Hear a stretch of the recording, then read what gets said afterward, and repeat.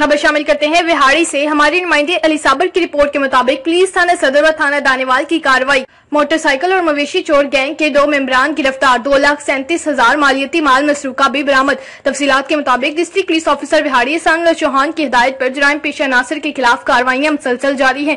اسی سلسلہ میں پولیس تھانہ دانیوال نے موٹر سائیکل چور گینگ کے 2 ممبران محمد عثمان اور عبد الوحید کو گرفتار کر کے 10 مقدمات ٹریس کرتے ہوئے 4 عدد موٹر سائیکل مالیتی 1,80,000 نقدی 57,000 روپے اور 1 عدد پسٹل برآمد کیا۔